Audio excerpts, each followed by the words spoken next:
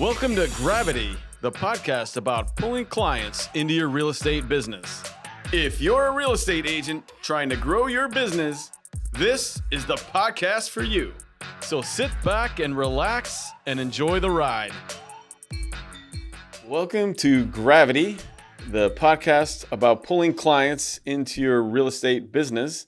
This is David. I'm excited to have a guest here today, and Candace Pia from EXP Realty. And Candace, if you want to get us started out, just tell us a little bit about yourself, about your business. How long have you been in business? We'll start with that. Quite a while, probably 10 years total. Started working in property management, which is a natural progression into general brokerage. Mm-hmm. So general brokerage about 8 years. It's kind of my life. So tell me about your time in property management. Is that what you said, property management? Yeah, Block & Associates. I was with them for about 6 years. Single family homes. Uh-huh. So about 1,500 detached. So what was your job doing that? Like you're just running around, taking a little bit of everything. making sure they were not getting ruined by tenants. Pretty much. Did you have to deal with tenant issues and things like that? Yeah, that's so that is the beginning stages of a real estate career, dealing with people's troubled issues. Yeah.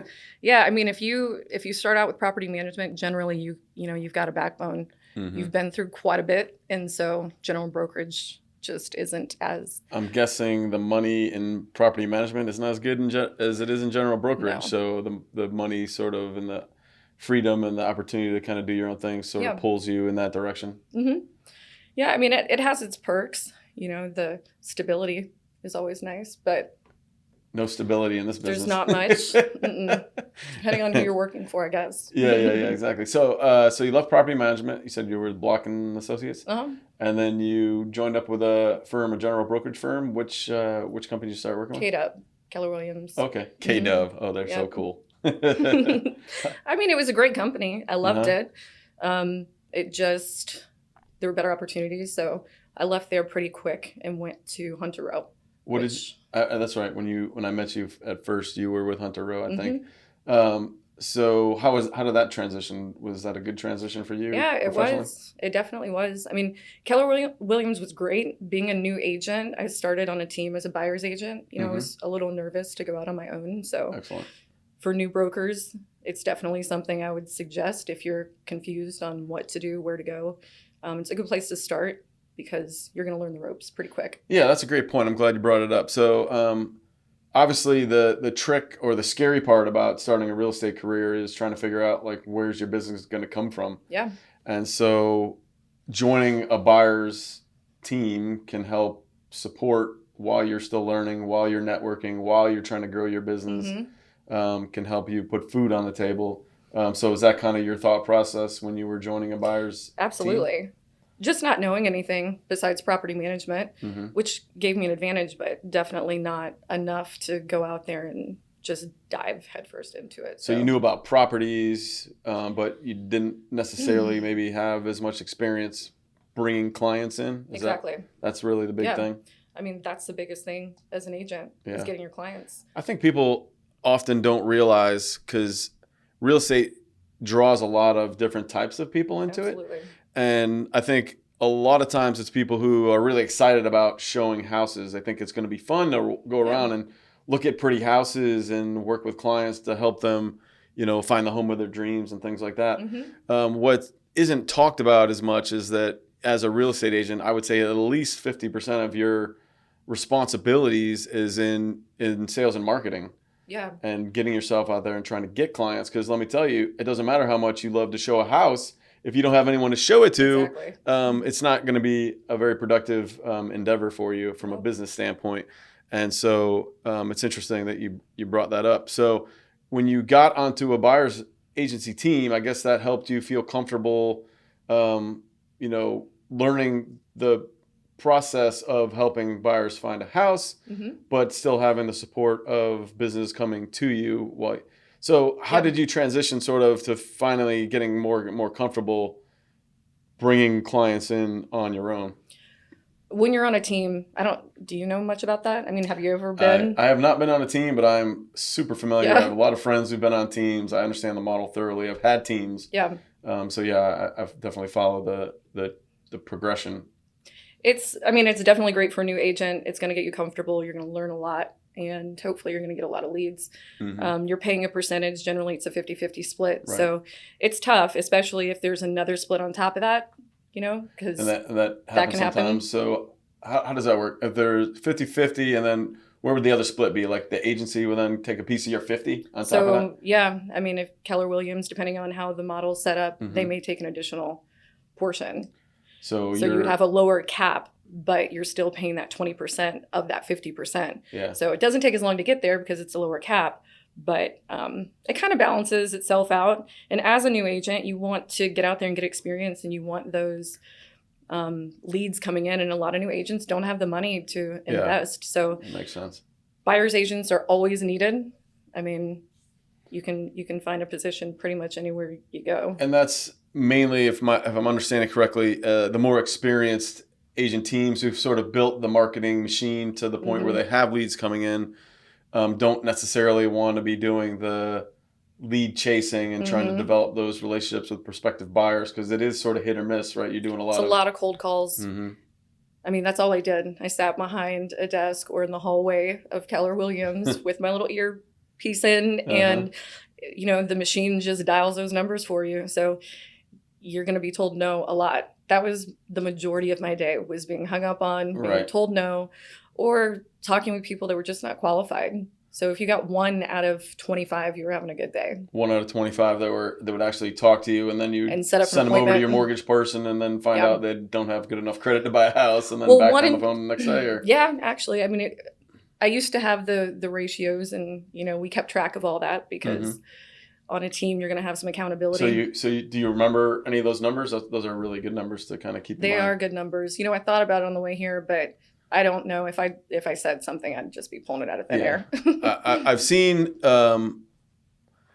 numbers, in studies and research and things like that, like 1 in 100, 2 in 100. 1-2% is like your normal sort of conversion ratios. Does that seem like reasonable based on your experience, or you think it was more or less? I mean, I was talking with the broker in charge of the Keller Williams yesterday, and we were talking about stats, and she was telling me that, asking how many people I had in my phone, how many numbers I had in my phone, and there's a lot. It was like a lot of them are probably worthless, but she was saying that 10 out of 100 are going to send you a referral. It's just about dripping on them, making contact, making them, aware that you're still in the business.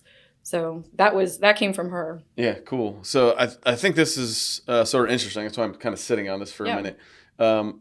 The show, obviously the focus is on marketing, but sales and marketing go hand in hand. So what you kind of uncovered is the sales component of this is the hitting the phones and trying to then convert what is a lead that came through your marketing and turn that into an actual client who's going to get you paid.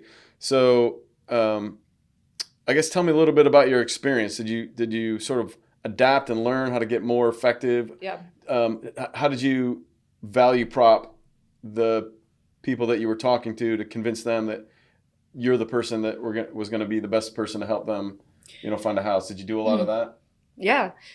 I mean, I was good at converting, not at first. You learn pretty quick when you're being hung up on a lot that you got to adjust the way that you're, what you're saying. But relating to people, finding something quick that you can relate to them with, and asking a question that's a broad question, and then just shutting up. Yep.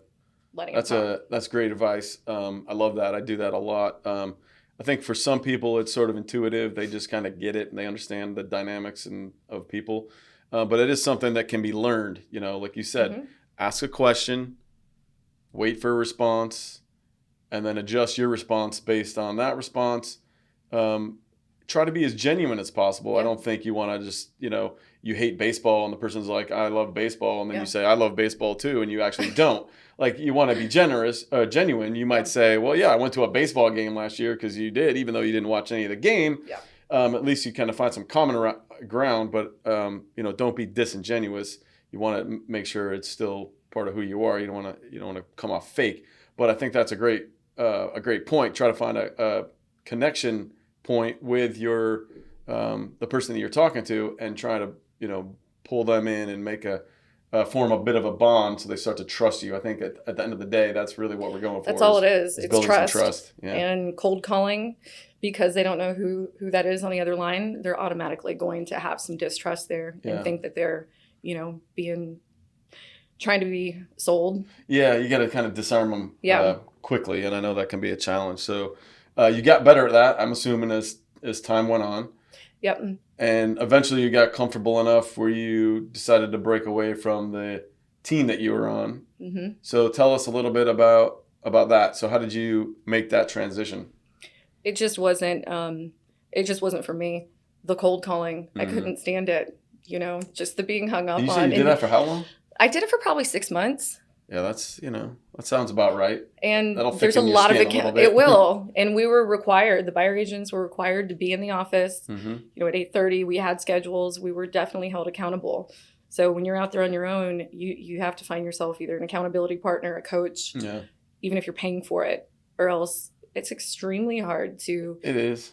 It's hard to it's hard to face that type of rejection over and over again. I don't think people realize, we all have our jobs and we all have to deal with people. But sometimes the person on the other end of the phone is not overly sympathetic to the fact that it's a human being who's just trying to do his or her job. Yeah. And people can be a little bit mean or off-putting, and they can. And it doesn't feel good when you're on the other end of that call. So 6 months you did that for, and then you said, all right, let me go out. Did you leave the buyer's team, or did you try to operate within the same team but not take those leads? I left. The broker in charge at the Keller Williams that I was at kind of convinced me that was the best route. I wasn't happy. They didn't want me to leave. Yeah. So he kind of took me under his wing, and I had commercial business coming in. I didn't know what to do with it, but I didn't want to throw it away because it's very profitable if you close. So that's kind of what happened. He was skilled in that, and when I brought him that business and said, I'll just take a referral fee from this. Oh, great. He was like, well, why don't I show you the ropes? Cool. So that for me made it easier. Learn more about commercial?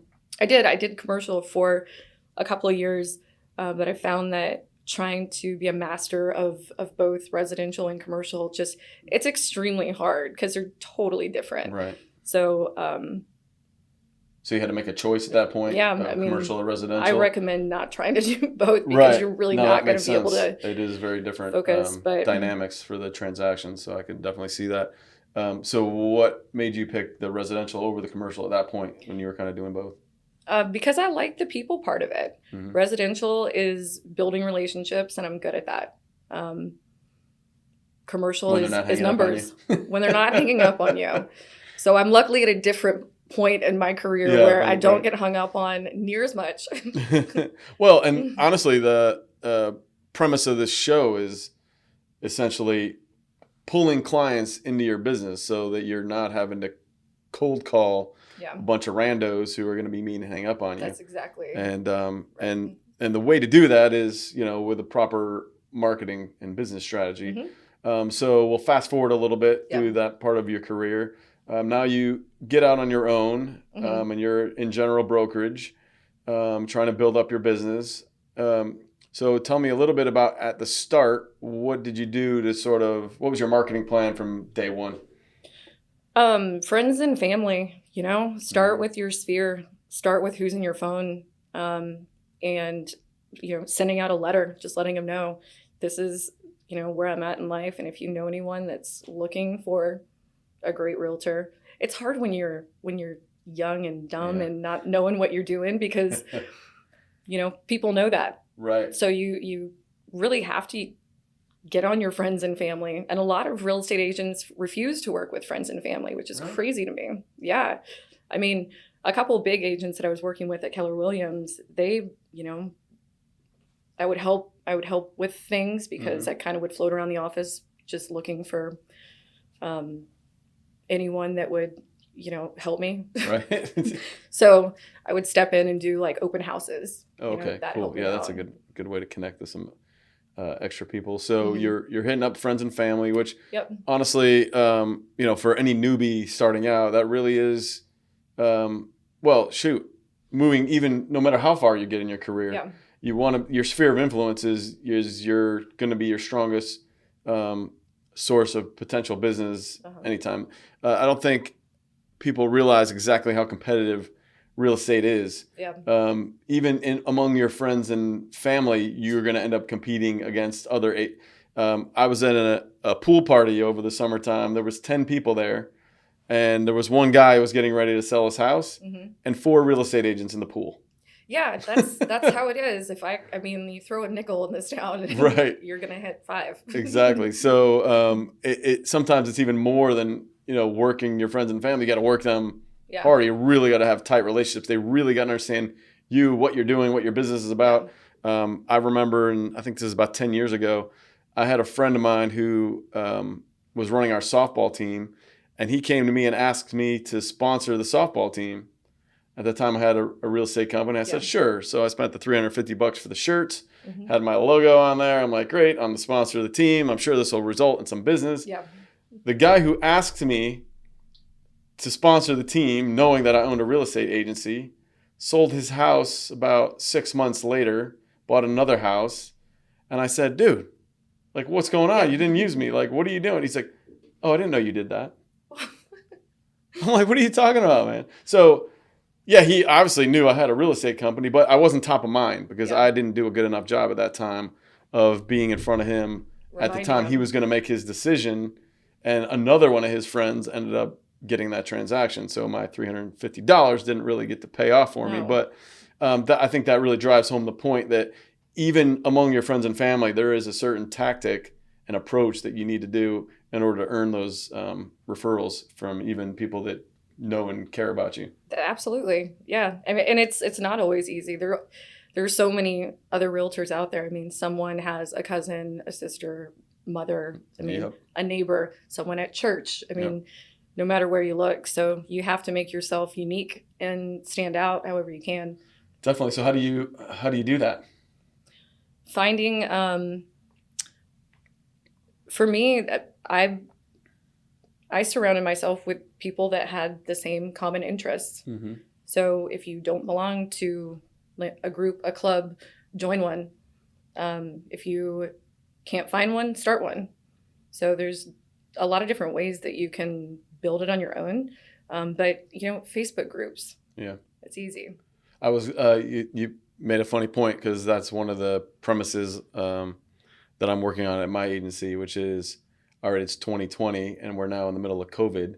And some of those activities that we used to do to help connect us with people, softball teams and church groups and events and things like that, networking where you go out and meet a bunch of people are not happening now. So in an environment in which people are becoming less social, the digital aspect of it becomes more and more important. So tell me a little bit how you've adapted as we've been all dealing with this COVID situation to make sure that you're still able to connect with people in your sphere of influence and things like that through activities when we don't have those same activities that we're used to doing. Honestly, I've just been picking up the phone and calling people. As simple as that sounds. Texting people. I used to do a lot of pop buys. So bringing small gifts to past clients or just people that I know. Going to their place of work was really effective because when you bring in treats, people want to know who did those treats come from. Yeah. And it gets people talking about you. You leave some cards with them and ask for those referrals. Awesome. If anyone in your office is looking for a good realtor, you know who to, send them to. So a personal touch. You really go the extra mile. But you can't do that right now because nobody's going into the office. No one's at work, right? So how are you adapting? I don't know. I think that phone, just picking up the phone. Yeah. How about Zoom? Are you doing a lot of like Zoom meetings or any of that stuff? In the beginning, it was a lot of Zoom because there was a lot of restrictions. But since some of those have been lifted, they're doing open houses again, which I find to be kind of crazy. But I've been wondering that because I have a few houses on the market, and we considered doing open houses over the summertime. I think we tried one, didn't get a ton of people that showed up. Felt like people may still be a little gun shy. Yeah. And so we hadn't really broached that again since that time. But I guess people are opening up and maybe doing some open houses again. Yeah, I mean, especially those lower priced homes where you're going to get a lot of foot traffic anyway. That's where That's where I would focus. If I were a new agent, Yeah. I'd be asking everyone I work with that has townhouses at 200,000 in North Raleigh, sign me up. Really? Because Yeah, you're going to those get at things least move 20 people the first quick. weekend. Yeah, trust me, I know. Yeah.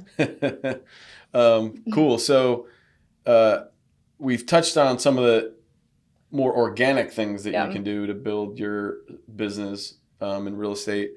And I think that's wonderful. And I think anybody who watches or listens to the show, I hope we can drive that point home that is always going to be your number one easiest way. I would say easiest because it's a lot of work. It is but it's easy your if number you think one way about to it, connect though. with people. Yeah, because it's people you know. People trust you already. Right, you don't have to work to get that trust, which is really hard to do. But I do. In my experience, what I've seen from the agents that I've worked with in the past is just because it's hard work. It takes time. Mm-hmm. And I feel like a lot of times agents expect the business to just fall out of the sky and land in their lap.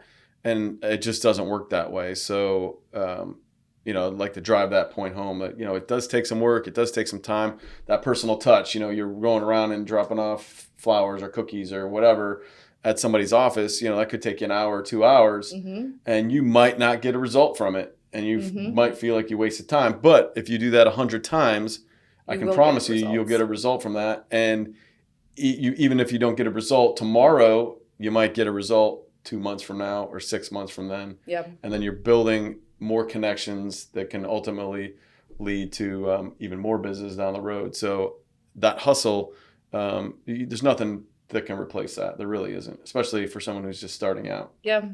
I mean, there's also, farming neighborhoods, postcards, stuff like that. A lot of agents that may be shy in the beginning. I've noticed that, but you have so many of those. I mean, how many postcards do you get in the mail from realtors? All the time. I don't even look at the mail. You don't. You just toss them out. Actually, I just throw away all my mail, honestly, unless I think it's a check. Or if you get a card that's please. handwritten, everyone likes a card that's handwritten. Yeah, it's a lost art, but it's something that it'd stand out. It does, and that's what I do. I mean, I've got my reminders for birthdays, anniversaries. The anniversary of when they closed on their house, and doing a pop by, bringing them a little gift and saying I haven't forgotten about you.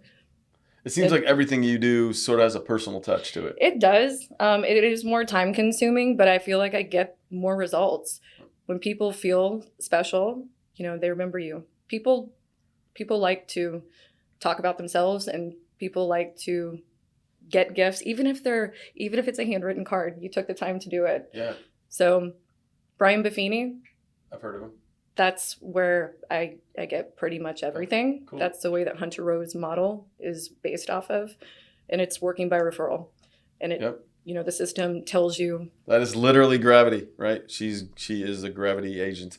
I mean, Brian Buffini, for newer agents, another great starting point. You can sign up for a coach. It's kind of expensive, or you can just listen to his podcast. Yeah. That's a great thing. There's so much content out there, for free now that if you just put the time and energy into it, you can learn so much. Like I mentioned before we started, broadcasting today, I literally have self-taught myself how to do paid Facebook ads with just watching YouTube videos. Really? Over and over. Yeah. I mean, now Facebook is tough. So we're talking hours and hours and hours and days and days and days. And then getting into the platform and screwing it up and messing it and getting my account disabled because I didn't do this right or I didn't do that right. There's a lot. Facebook is tough. It's really difficult to work with. But the rewards from doing that work and figuring it out have been beyond my wildest imagination. I mean, just unbelievable results. That's awesome. And so it's been fantastic. So I'm glad we're transitioning that. So obviously you've got the hustle formula down. Have you done much of paid marketing? Are you spending a lot of, other than getting cards and maybe a postcard or a mailer or something like that, are you doing any other types of marketing that you're writing checks to, be in a magazine or get some airtime on the radio, anything like that? No, I mean, I sponsor things here and there. Like softball teams? Not like softball teams. I wouldn't be opposed to that, but the firemen local, they do a thing every year. And when you donate, they put an ad in the magazine. And they give you free tickets to whatever show they're doing. They'll bring in musicians and stuff.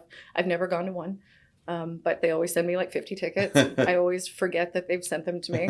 Oops. But so I do that every year, and wanting to help my community is really why I do that. It just happens to be they put an ad in the magazine, but I used to. I don't do it a lot anymore because I've been lucky enough to build my referral database where it is, kind of recycling around. Yep.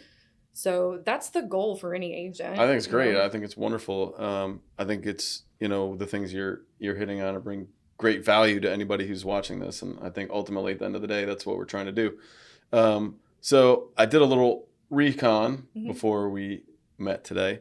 And I'm fascinated by something I've been dying to ask you. Can't wait to put it out there. So I was on your Facebook page, and I'm noticing that you every single day without fail, and as far back as I could go, I got back to May, and I just couldn't get the thing to keep going back. I ran out of time. I pay for that every day. I was going to ask you, are you personally doing that? No, you're paying someone to do that. Yeah. So that's on my professional page. I have a separate one, which asking experts now, they may tell you not to have a professional one. I think that I've heard that. You should definitely have a professional one. I mean, I guess it depends on who you ask. Yeah. I have both of them. I try to, tag myself so that they kind of, interact between each other. Yeah. But yeah, I mean, that's a really inexpensive way to constantly, remind people. The pictures in there are amazing every time. So I have people that text me and they're like, "You're selling some like $1 million homes this year." Yeah, because it does seem like they're beautiful. The pictures are amazing. The house, just to let the audience know, so Candace has every day without fail for a minimum 6 months. I don't know how long you've been doing it for. For about a year. About a year. Okay, 6 months is as far back as I could get. Ran out of time because she's doing it every single day. There are these beautiful pictures of different like renovations and rooms and houses, sunrooms, porches, kitchens. And then there would be a little question like, would you like this kitchen? Of course, most people would say, heck yeah, I want that kitchen. They're beautiful. And so I'm assuming the strategy behind that is the images will catch attention. The questions are meant to try to get people to engage. I saw some engagement, not a ton, but some. Yeah. And just another way to get you out there. Like, so do you do any of the follow-ups on the engagement? Are you responding to people? Do people realize like, this is Candace, the real estate agent who loves houses and has these awesome pictures of houses? So maybe, have you gotten any results from that? How about that? I is a have. great question. I mean, if you looked at it, yesterday, I had an appointment today with, a friend that's moving back from Wilmington that's buying a house. So it doesn't happen often. Yeah. But it happens enough that it's worth it. I mean, the cost of hiring one of those companies is next to nothing. It's less than $100 a month. It's less than $50 a month. Wow. It's, I think, like $25.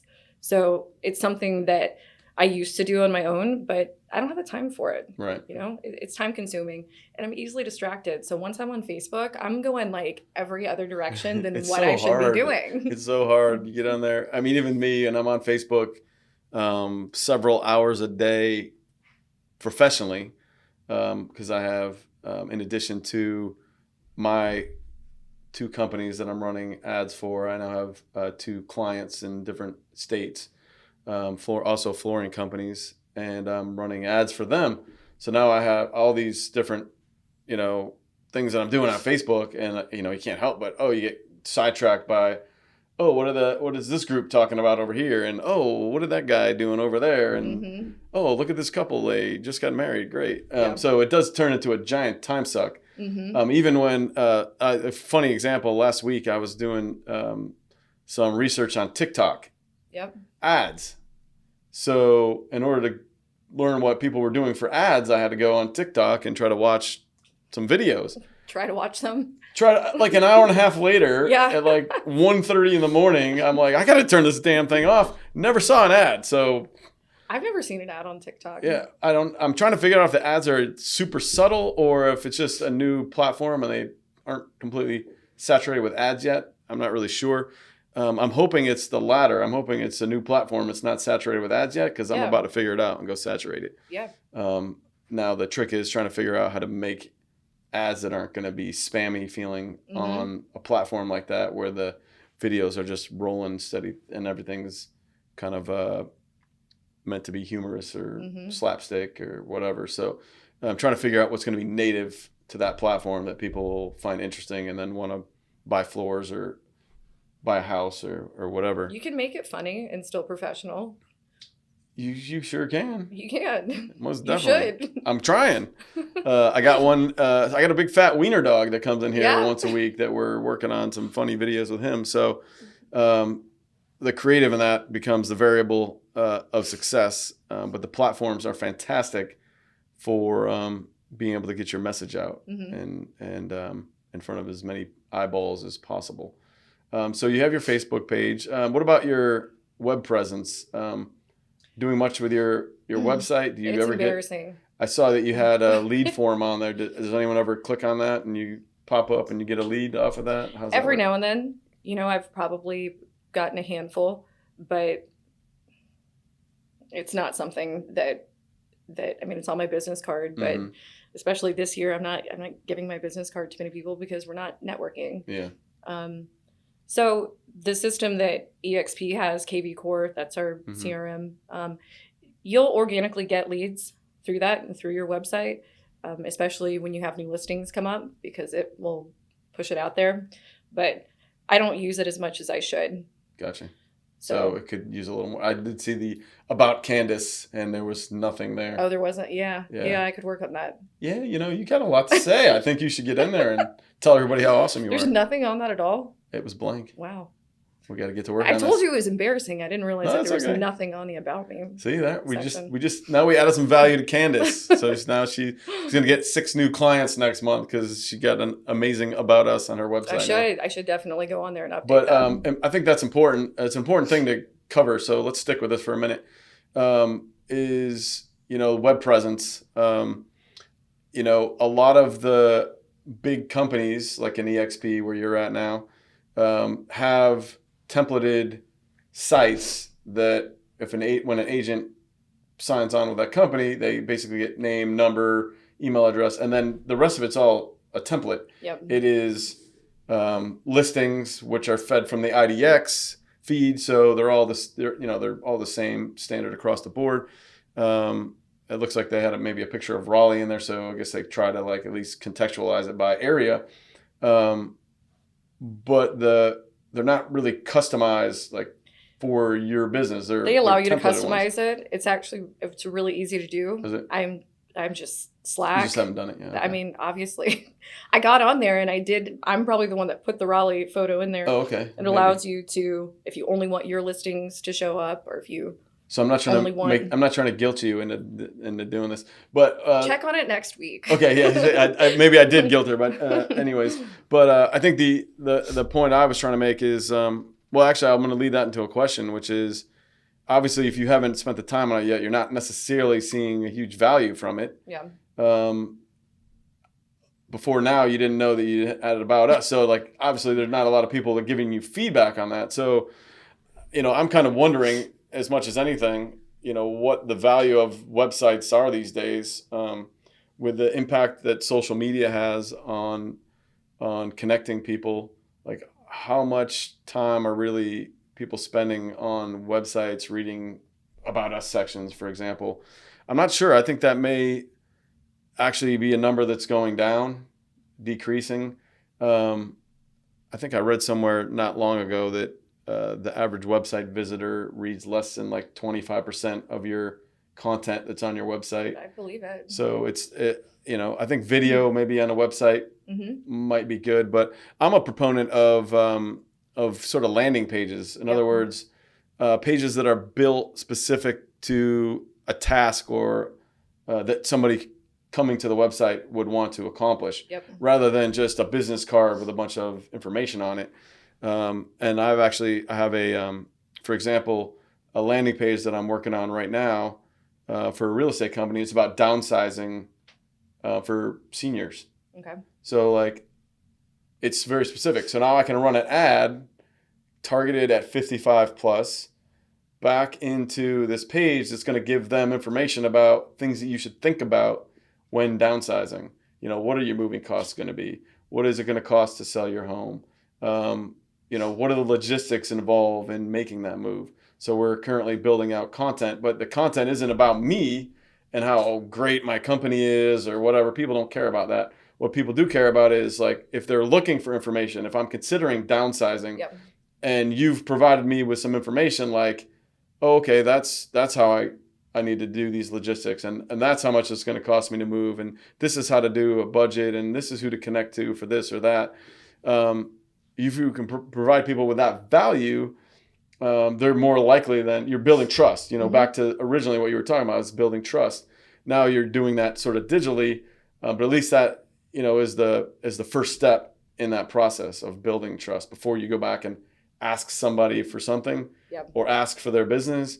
You know, let them come in, get some value from your landing page, or I mean, it could be your website, or it could be a page within your website that provides some specific information back to a client to help build that connection with you and whatever area of expertise that you have. So I think that could be a good lesson for people that are thinking about how to, you know, build up their web presence a little bit. I don't think that it's going to be shooting back up anytime soon. I mean, just from a personal, you know, point of view, being a millennial, not that I like to admit that, but you know, you want what you want when you want it, and you don't want to have to read through a bunch of, you know, I don't really care who this person is necessarily. Can they provide me with the service that I need? And if I know that they can do that and they're competent at what they do and their reviews are good, then I'll give them a shot. But I don't need to read about your, you know, childhood and where you came from and, you know, what you're passionate about. Gotcha. Did that sound rude? No, it didn't at all. It makes sense. I think you're echoing probably what a lot of people feel. And I think that the data or you know, the stat I just mentioned probably echoes that, right? You know, it's saying that people aren't that interested in some of the material on the website. You know, you feel obligated when you're building a website to have a lot of copy on there and talk about your process yourself, what makes you different or better. But yeah, people generally want to get to it a little bit quicker. Yeah. Providing value though, I mean, that's exactly what we're all supposed to be doing to gain people's trust and prove that we're competent. So sending emails once a month with one specific thing that you're, you know, teaching someone or providing them with something useful that may be unique, more unique than what other agents are sending out, I guess. Right. So is that a strategy you're executing now? Yeah, I mean, I try to do that. Is it monthly? Is that your cadence? Monthly. I feel like we used to do it every week and it was just overkill. People just start deleting your, you know, so making sure the subject follow open rates? Do you know what your open rate is generally? I used to follow it, but I don't anymore. I've been lucky enough to be really busy this year. It, so yeah. Do people give you feedback? Yeah, I mean, I saw your email. Like, yeah, this is great. This information was super helpful. I mean, that's how I've gotten a lot of leads just this year. You know, they've replied to it. Hey, I've been meaning to, you know, reach out to you because I'm thinking of selling my home. That's fantastic. And if you're not in front of them often enough, they're going to go with, you know, one of the other 4 dudes in the pool or whoever. Exactly. You gotta stay on top of people, but don't smother them. Yeah. As a matter of fact, my next hire, I've got an ad out on Indeed right now. As a matter of fact, is for a copywriter that can manage the email platform across all of our businesses, and then for our clients' businesses as well. You know, email isn't what it was in 1998 when it was as exciting as getting like a Christmas package in the mail. You know, not that many people were using emails. When you got one, you were like, woo, email, you know, like, so you would actually read the freaking thing. Yeah. And now it's like, I go through my emails in like a minute. Yeah. I'll go through 40 emails in a minute. Yeah. Like, delete, next. Oh, wait, there's one email out of 40 that I actually was looking for. Yeah. And I'll skip over a couple that I don't want to deal with. I got to deal with later.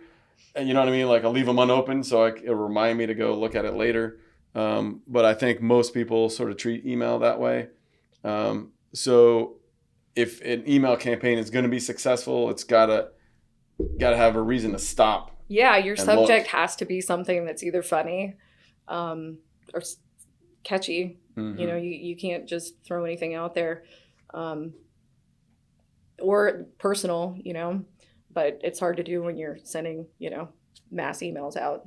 Right. You can only get so personal on that level. Should probably check my open rate or click rate. Yeah, check it out. I mean, it's always curious to know. I think anything over like 15-20% is pretty good these days. Yeah.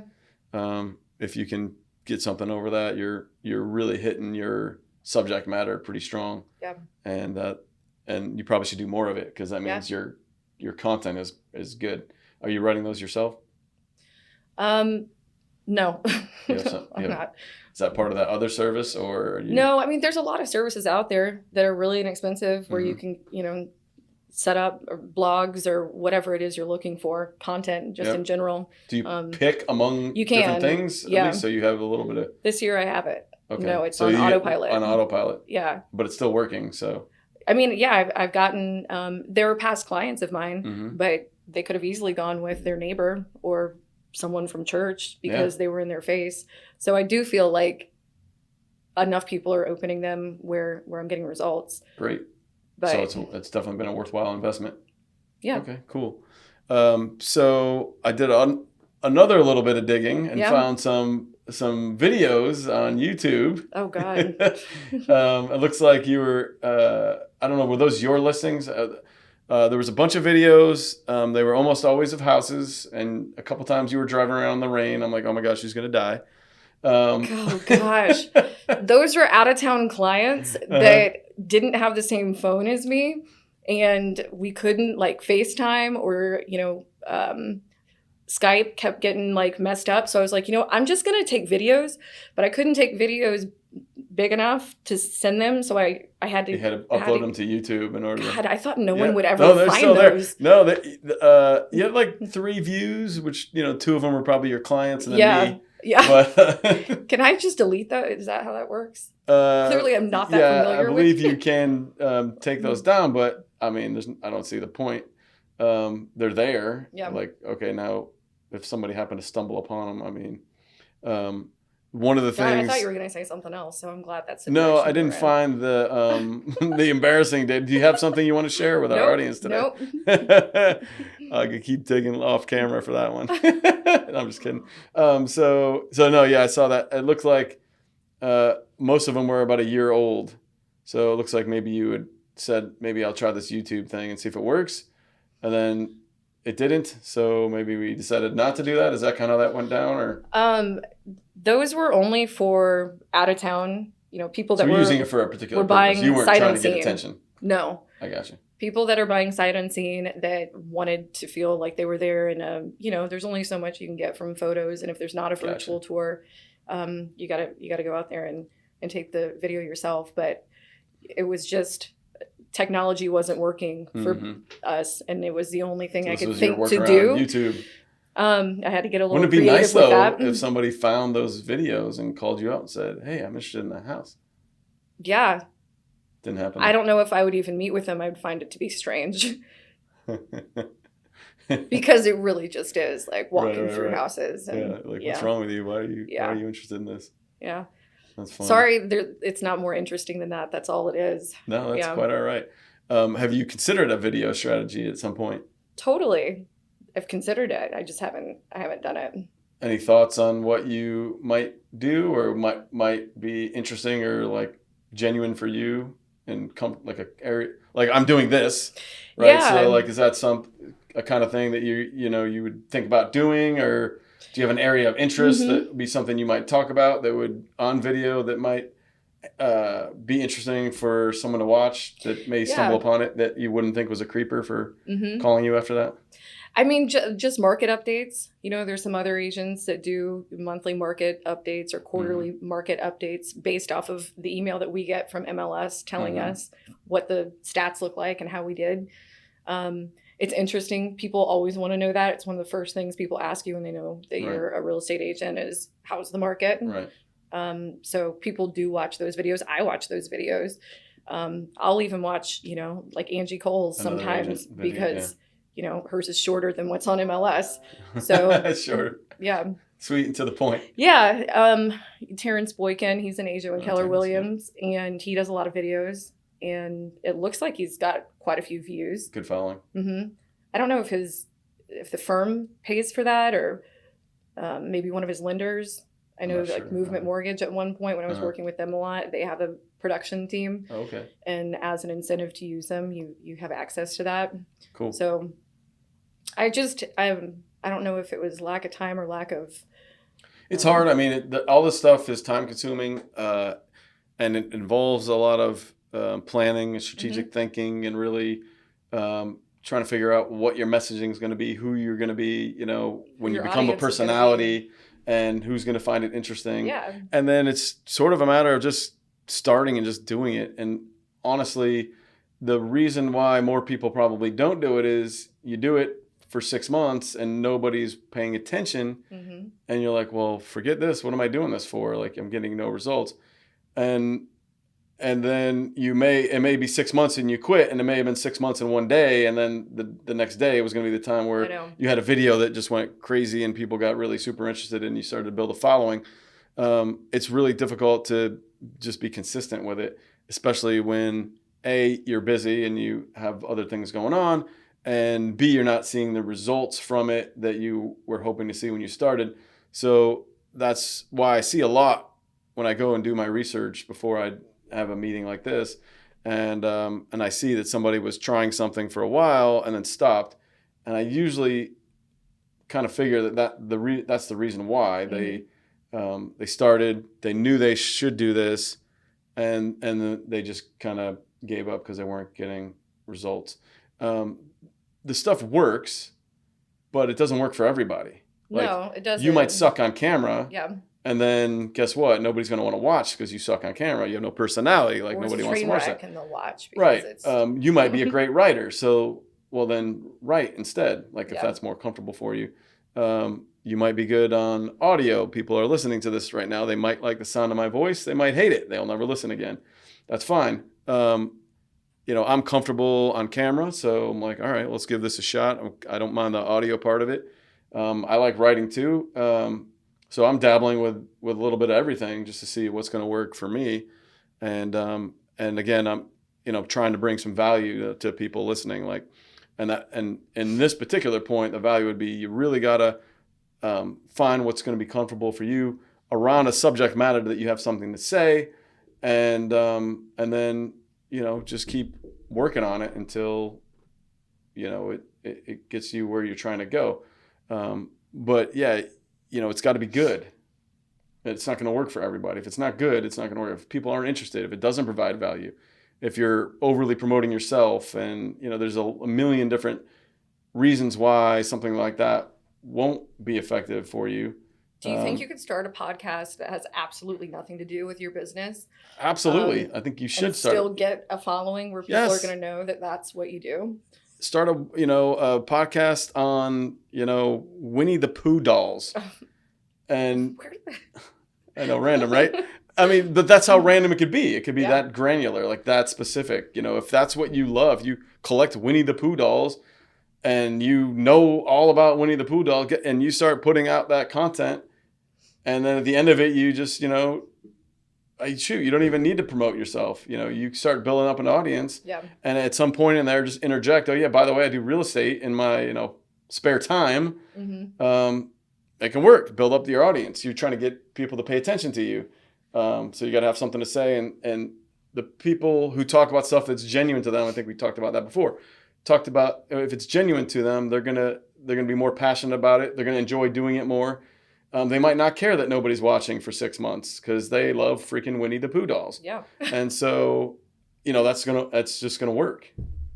But it's just a consistency, and again, what you're saying and how you're saying it and the enthusiasm of what you bring to it is going to be a variable for how successful it's going to end up being. So yeah, I definitely recommend that. Do you have a topic that you're like super passionate about and interested in that you think you could talk about? I mean, I'm obsessed with true crime, and so podcasts are always on in my car because I'm driving around. Yeah. So I've got Audible. I'll listen to books and stuff here and there. But true crime is like, I'm obsessed. What book are you listening to now? Well, I don't really have, I've got like books that are, I'll get bored with it, but I'll go back to it. A lot of like self-help stuff. That's kind of embarrassing, but like I like motivational stuff. That's fantastic. Yeah. My book on my Audible right now is The Count of Monte Cristo. Okay. Which is my favorite all-time book. I've read the book probably 5 times, and now I'm trying the audio version for the first time. What do you think? I freaking love it. Love it. I do too. I watched the movie with my kids a couple of months ago, and the movie, was terrible and off point, and so that's why I was like, I can't remember that as my book, so I'm gonna go back and listen to it on tape. So yeah, it's cool. I listen to it before I go to bed, and like I fall asleep. Yeah. Listening to the book, and it's really nice. So I would totally do like a true crime, but if you relate it to like the location you're in, like the triangle in general. See, you build up your audience. Could be fun. You could definitely do this. I would listen to it. You would listen to your own show? I mean, I would listen to someone else's show that was based off of that. I totally would. I don't know if I'm cut out to do a podcast, but if I had to do a podcast. Well, you're cut out for it today. What do you think? Yep, we're rocking this podcast out. So I think we've gone through most of the important elements of marketing and how you built your business. I appreciate you coming in here today. Yeah, it's been fantastic to see you and chat with you. So thank you so much. I hope the audience got some value out of that today, and we'll see you next time. Thanks.